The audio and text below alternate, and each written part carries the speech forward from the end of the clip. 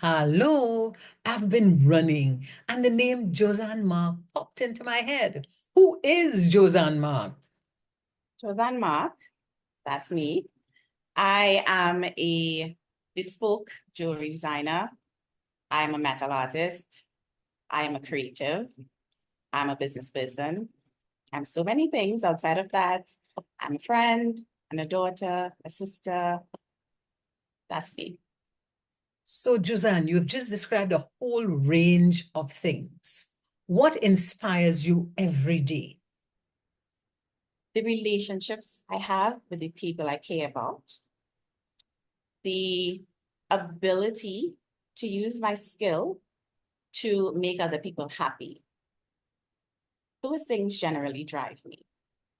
And every time I get maybe a little bit low and I think about those things, I get a boost of energy. Lovely. And when you get that burst of energy, what happens? What does it do? I start to daydream. I get happy. I start to daydream. Sometimes I put the things into action. Sometimes I don't. I get energized. So whatever I have to do, I do it with such vibrance, such joy, passion. Yeah. And as a creative person, how do you earn an income? I earn an income by selling my services. Yeah. Tell us about those services. What do you sell? Right. So I design bespoke jewelry. Bespoke means that I create something specifically for one individual, and it's fine jewelry, gold, diamonds, precious stones. And I create that piece based on a story, whatever the intention is behind that piece. And I really do create it to be an heirloom and to serve the customer throughout their life and beyond. So how did you become someone who could create bespoke jewelry? It's been a long journey, one that I did not see coming to this extent. Backstory, I went to UE and I was studying psychology and human resource management and didn't really think that I had a creative bone in my body. I was always excited by things like textures in the natural world. I would just sit and stare at a stone or a piece of twig. I would pick it up and I would just look at it like, this is so interesting and beautiful. Throw it back down and be on my way. So while I was in UE, a friend purchased a necklace for me for my birthday and it broke. So I had to fix it because I really loved it. I strung it back together on some stretchy cord, and people around campus started to ask me, where did you get that? It's so beautiful. They never asked me before because I had to restring it in a different order. I lost some of the beads, etc. And I was like, people like what I did. So then I started to find beads just around the house and create things that I could actually wear. Started to wear it around campus, and people kept commenting on it. So I then decided, let me go look to see where I can buy beads. I had no idea where to go. At that time, I think someone told me, check Charlotte Street. So I did that and I bought some beads. And there was some activity on campus. I can't remember exactly what it was about, but it was where you can have a little booth. And if you did anything creative, you could come set it up and sell it. So I did that. And it was fantastic, beyond my expectations. I was like, I can make money from this. And it's really fun. So that's really where it started. After I graduated, a lot would have happened between then, but then a graduation. But after I graduated, I was there was this burning desire to do more of that. And I had to get a job, apply for a job. I was very lackluster about it. I remember in an interview wearing a piece that I made, and the person on the panel commenting on the piece that it was so pretty. I did not get the job because I fumbled the interview, probably on purpose. About 3 months passed, and I'm like, okay, I need to make money, so let me do something, and I can do this. So I registered a business. I went to Skechers, which back then was a very notable luxury gift shop. They took me in And my business started from there. And I've never looked back. After maybe about 2 or 3 years of doing it successfully, I'm like, okay, this is going to be my career. I do not want to be a psychologist. So I have to find a way to cement my skill. There wasn't much that I could do. Nobody taught me how to make jewelry. So if I wanted to make, so I was stringing beads together in my style, using my own technique to finish and close the piece. But that's all I could have done. I didn't have the technical skill. So I'm like, okay, I need to study. Because if I want to do this as a career, I'd probably just maybe end up selling on the street or at craft fairs. And I didn't want that to be the ceiling for me.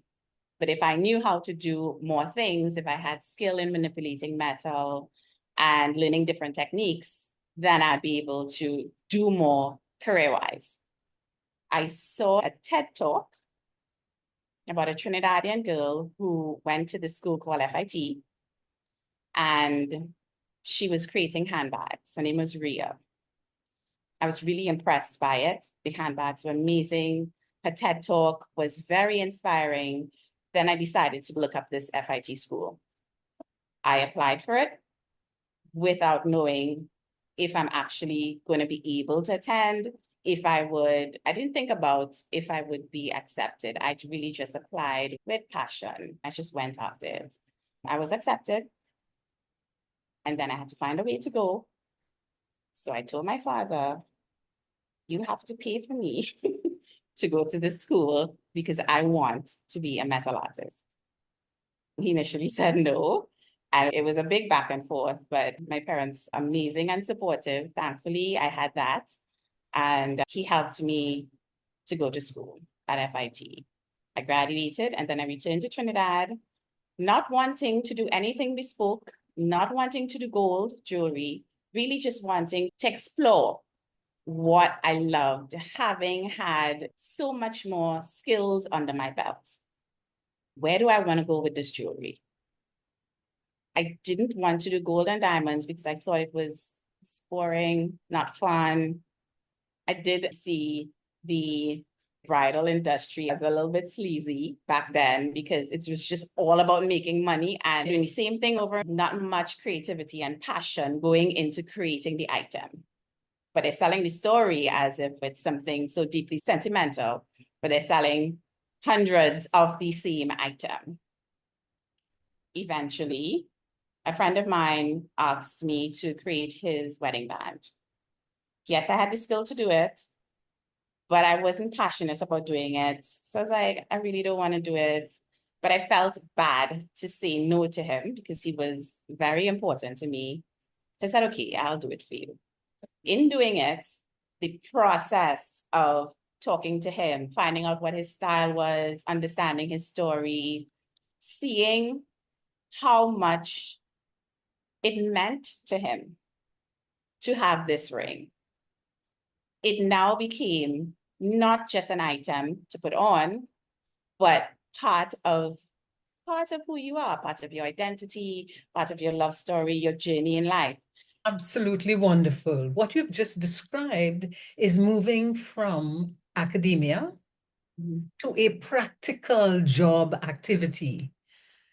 How did that happen? Because you went to school, you were going to be a psychologist. How you end up being who you are today?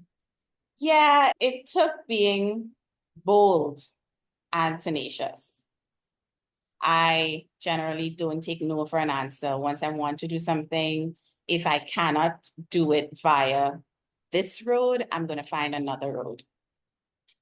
So that was it for me. If you could change anything in the education system, what would you change to make sure that people transform to the areas that they love? I would like to see maybe teachers and educators being trained to identify different learning styles. Possibly then after identification, having structure around funneling students into different sections, different classes that would be more beneficial to them whatever particular learning style they have, rather than having a one-size-fits-most approach to the system. Fantastic. You just changed the word. It's usually one size fits all. You say it's one size fits most. Because some people still get by and they're able to rise out of it, but those are the fortunate few. So, if there's a young woman listening to this program, what would you advise her? She doesn't want to do the academic work. She doesn't want to be a psychotherapist. She wants to be a creative person. What is your recommendation? My recommendation is always to go after what you want. My recommendation is also to be practical. You may not be able to get exactly what you want at this moment, but if you can find a way to do both, be able to live life, make money, fulfill your duties, and pursue what you love, you will eventually come to a place where you no longer have to make that choice. So tell us about what you actually love that you do. I love the creative process. I get excited by it. The creative process involves sitting in nature, just walking around the yard. That's how I get my ideas. I have to be calm. I have to be in an inspiring environment. And I'm also really inspired by the look on my client's face when they receive their piece. That is extremely fulfilling for me. So those are high points for me. Tell us about the process when you meet someone and you want to satisfy them with a bit of jewelry. What is the process they go through? I need to understand a lot of things about what's their purpose for wanting this item. Is it an engagement ring? Is it a piece to celebrate a turning point in your life? Did you see something that's just beautiful and it's your style and you just want that? What's your budget? How do you see yourself wearing the item into the future? Do you want to hand it down to someone else? A lot goes into that, and it really is about connecting with the person. I try to connect first and really understand why you're doing this. And once I know why, that's the beginning of it for us. And from your come and ask you and say, okay, I want this piece. It must be gold. It must have diamond in it. It must be something that I can give to my granddaughter. And then after you do it, they don't like it. Okay. So what I would not do, first of all, I now I remember, what I would not do is take an item, picture of an item from you and make the exact thing. I would not do that. You do get to see, the customer gets to see the piece at various steps in the process. So they would first see a drawing, approve that drawing, take that drawing from a sketch to a 3D model done in CAD, approve that, and then you start with a down payment, etc. So if at the end you don't like it, it means that maybe I changed something along the way, which I've never done, without your approval, or you weren't honest about what you wanted in the first place. But there will be documentation to say that you approve this. So fantastic. Yeah. So it means your process is first you meet the person, have a deep conversation with them, then you do a draft of it, a sketch, and then you do a 3D version of it. Yes. And you continue from there. Yes. So it means that they have told you exactly what they want and they know. Correct. All right. So what is the piece that you are happiest about? Another hard question. Listen, I cannot name a single piece. The piece that I'm happiest about is often the latest piece that I did. After that, the next piece that comes, I'm happiest about that piece. So it's a never-ending flow of happiness. Lovely, absolutely lovely. If there's a young person listening, where should they start? What should they do? They should first start honing their craft, making sure that whatever they are producing is of good quality, making sure that it is something that is desirable, that you can make money from it. Your unique offering really is your secret sauce. And that is going to differentiate you from everyone else and, of course, lend to your success. Lovely. So as we almost wrap up this conversation, what is something you'd like us to remember from this conversation? I would like that this conversation inspires someone in whatever way. I would like to inspire someone just as I have been inspired in the past. Because if I were never inspired, I would never have been here. What is your parting word? My parting word is do everything with passion. Do everything with passion. Thank you ever so much,